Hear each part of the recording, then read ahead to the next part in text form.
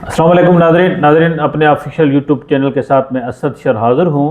Nadreen, इस वक्त इस्लामाबाद की जो बदलती सियासी सूरत हाल है, इसको हम मुल्क की सियासी सूरत हाल भी कर सकते हैं।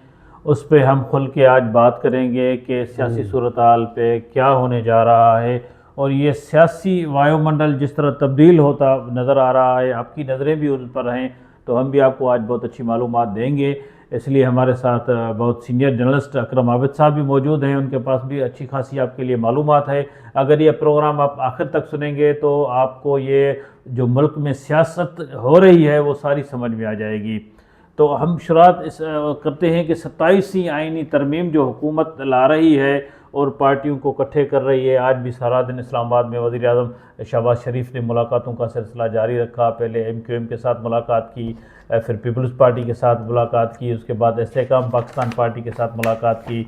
इस वक्त भी जब मैं प्रोग्राम कर रहा हूँ तो मुख्तलिफ छोटी छोटी पार्टियों के सरबराहान या जो उनके MNAs हैं उनके साथ वज़ीर आज़म की मुलाकातों का एक सिलसिला चल रहा है। इस्लामाबाद में तो ये हो रहा है, इस पे मोहतरम अकरम आबिद साहब हमें बताएंगे। लेकिन सिंध में जो इस वक्त बहुत बड़ा एक सियासी पार्टी पीपल्स पार्टी ने CEC का जो इजलास बुलाया है, उस इजलास में बहुत अहम फैसले होने जा रहे हैं। उसकी जो मीडिया ब्रीफिंग भी होगी, लेकिन उससे पहले हम आपको ब्रेकिंग न्यूज़ बता रहे हैं कि पीपल्स पार्टी ने हुकूमत के साथ इस वक्त जो नेगोशिएशन किए हैं उसमें हुकूमत और पीपल्स पार्टी 4 चीज़ों पर उन्होंने इत्फाक राय हासिल कर लिया है। एक तो आइनी अदालत कायम होगी इस 27 आइनी तरमीम के बदौलत।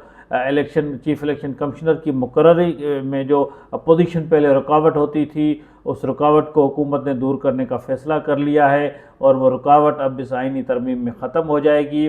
एक जो आइनी अदालत के बाद जो NFC का मामला था, NFC में पीपल्स पार्टी ने हुकूमत का साथ न देने का फ़ैसला किया है और पीपल्स पार्टी के चेयरमैन बिलावल भुट्टो जरदारी ने वाज़ेह मैसेज दिया है कि हम इस पर बात नहीं करेंगे क्योंकि ये सिंध की बका का इशू है। क्योंकि पीपल्स पार्टी की ज़्यादा नज़रें सिंध हुकूमत पर हैं और सिंध के लोग नहीं चाहेंगे कि NFC के मामले पर पीपल्स पार्टी किसी किस्म की सौदेबाजी करे। उस सौदेबाजी पर पीपल्स पार्टी को काफ़ी सारा नुकसान होगा। कौम परस्त रोडों पे आएंगे, एहतजाज करेंगे, इसलिए कौम परस्तों से भी पीपल्स पार्टी को काफ़ी दुश्वारी हो सकती है। पहले भी जो मुख्तलिफ फ़ैसले किए गए थे वो वापस लेने पड़े। दरियाओं का मामला था, पानी की सूरत हाल जो थी उस पर भी हुकूमत को काफ़ी परेशानी हुई थी। तो आज की सियासी सूरत हाल पर हम मुख्तसरन आबिद साहब से सुनना चाहेंगे कि वो क्या कहना चाहते हैं। जी आबिद साहब। बिस्मिल्लाहिर्रहमानिर्रहीम। सबसे पहली बात तो ये है कि TV चैनल समेत और डिजिटल मीडिया और सोशल मीडिया एक ऐसी शख्सियत का नाम नहीं ले रहा जो इस सारे मंजरनामे में इन है, यानी जिससे लम्हा बलम्हा मुशावरत हो रही है। उसका नाम है साबिक वज़ीर आज़म पाकिस्तान मुस्लिम लीग नून के कायद मोहम्मद नवाज़ शरीफ।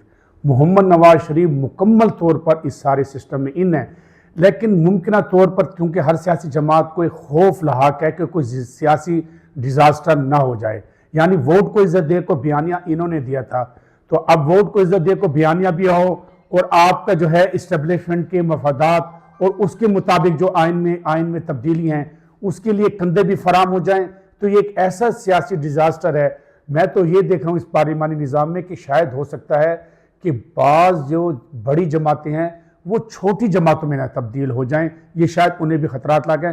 और मेरी इतलात के मुताबिक नवाज शरीफ की एक और पाकिस्तान की एक बड़ी जो है सियासी शख्सियत से, कदावर शख्सियत से, जो जब मुश्किलात में होती हैं, रियासत कहें, इदारे कहें, हुकूमत कहें, सदर कहें, वज़ीर आज़म, तो वो पुल का किरदार अदा करते हैं, सालिस बन जाते हैं ताकि तमाम एक पेज पर हो जाएं। अब एक बात यह है कि जब इस्टेब्लिशमेंट अपना कोई नुस्खा लाती है, जब उसको हमेशा से पार्लिमानी और जमहूरी निज़ाम में जो तरामीम होती हैं वो मफाद आमा से वाबस्ता होती हैं। अगर मफाद आमा नहीं होता तो न रियासती इस्तेकाम आता है, न इदारों को इस्तेकाम आता है, न सियासी जमातों की कोई मकबूलियत में इजाफा होता है, न पार्लियामेंट और जमहूरियत के लिए ये नेक शगुन होता है। तो ये जो पार्लिमानी निज़ाम है इसकी आइनी और कानूनी तरामीम मफाद आमा से, अभी तक मैंने हर वजीर से पूछा, हर सियासतदान से पूछा कि 27वीं तरमीम में मफाद आमा कहाँ है, कोई बताने नहीं, सब बताने में कासिर रहे। सब कह रहे थे कि जी रियासत की जरूरत है, इदारों की जरूरत। तो मैंने कहा मफाद आमा का फिलहाल तो ये है कि बताने से कासिर। और जब ये रियासत के इदारे इसमें मुदाखलत करते हैं تو وہ کچھ ایسے خلا چھوڑ دیتے ہیں, ایسے سکم چھوڑ دیتے ہیں کہ کل کو بڑے بڑے قداور سیاستدان کہیں دیکھیں ہم نے جمہوریت کی فتح ہو گئی, پارلیمنٹ کی فتح ہو گئی. یہ پہلے سے جان بوجھ کے ایک بساط بچھائی جاتی ہے. میری تو 30 سالہ پارلیمانی جمہوری نظام کی جو کوریج میں, رپورٹنگ میں یہی تجربہ ہے کہ شوگر کوٹڈ گولیاں تیار کر لی جاتی ہیں اور اصل زہر جو ہے وہ سسٹم میں داخل کر دیا جاتا ہے, اور وہ میٹھا میٹھا جو ہوتا ہے نا, سیاسی جماعتیں اس میٹھے پہ. اب یہ جو تھا نا, یہ جو صوبائی خود مختاری یا نفسی ایوارڈ, یہ ایسی خطرناک یو ٹرن سے جو کوئی بھی نہیں لے سکتا, کیونکہ آپ کو پتا ہے کہ وفاقی اکائیاں 1973 میں آئین میں صوبائی خود مختاری پر مطمئن ہوئی, تو آپ نے دیکھا کہ یکجہتی کی فضا بنی. 18ویں ترمیم نے جب اس کو دوام دیا تو پہاڑوں سے لوگ نیچے اتر آئے. مجھے صاحب بتائیں, یہ ڈر کیوں رہی ہیں سیاسی پارٹیاں, مسودہ سامنے کیوں نہیں لا رہا؟ ماضی میں بھی 18ویں ترمیم تھی, سب کے سامنے تھی, اس سے پہلے چلے میں بتا دیتا ہوں. یہ تو ابھی آپ اس شخصیت کا نام تو نہیں لیتے, لیکن ناظرین سمجھ جائیں گے.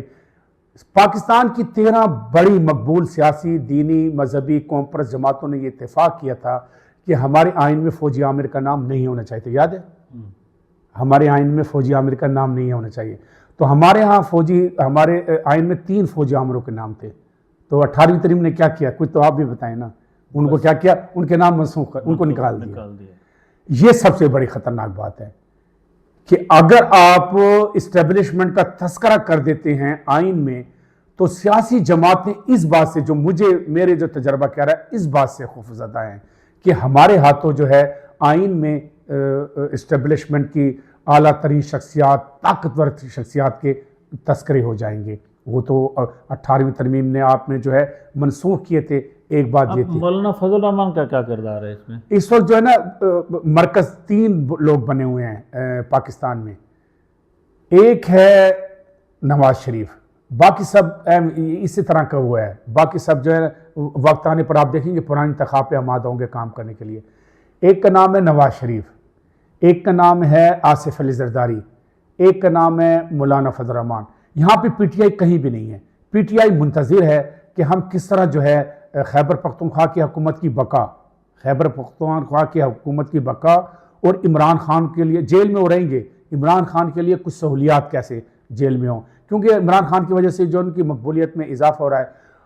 تو آپ نے دیکھا کہ جب سہیل افریدی نے یہ کہا کہ میں نے یہ قرارداد دی ہے barrister P T I chairman P T I, کہ میری یہ قرارداد کو میں سامنے پیش کر دے کہ مجھے عمران خان سے ملنے دیا جائے, آپ نے دیکھا رسمی کارروائی وہ ٹھہر گئی جی ہماری قرارداد, اور وہ قرارداد بلڈوز ہو گئی. یعنی پی ٹی آئی نے تحریر طور پہ مجھے یہ بتائیں کہ 27ویں ترمیم منظور ہوگی یا نہیں ہوگی, اگر ہوگی تو کب ہوگی؟ 27ویں ترمیم کے بارے میں 4 بڑی جماعتوں کے درمیان یہ تو اتفاق ہو گیا, جس پر مولانا فضل الرحمان اور جو ہے مسلم لیگ نون پیپلز پارٹی اور پی ٹی آئی کے درمیان, کہ ہمیں ٹائم فریم کا پابند نہ کیا جائے. یعنی آمادہ ہو گئے ہیں, آمادہ اس طرح ہو گئے ہیں کہ کچھ ایسی چیزیں ڈالیں گی جسے آپ مہلک کہیں, زہر کہیں, خطرناک کہیں, سیاسی جماعتوں کو اس کا کریڈٹ لینے دیں گے کہ جو ہم نے نکال دیا, ہم نے منسوخ کر دیا. اور لیکن یہ 27ویں ترمیم منظور ہوگی, لیکن ٹائم فریم پر ہو گیا ہے کہ آپ ہمیں باؤنڈ نہ کریں پارلیمنٹ کو. شکریہ عابد صاحب, آپ نے بہت اچھی خبر دی. ناظرین, امید ہے کہ آپ کو یہ پروگرام پسند آیا ہوگا. پسند آئے تو لائک کیجئے, شیئر کیجئے. شکریہ.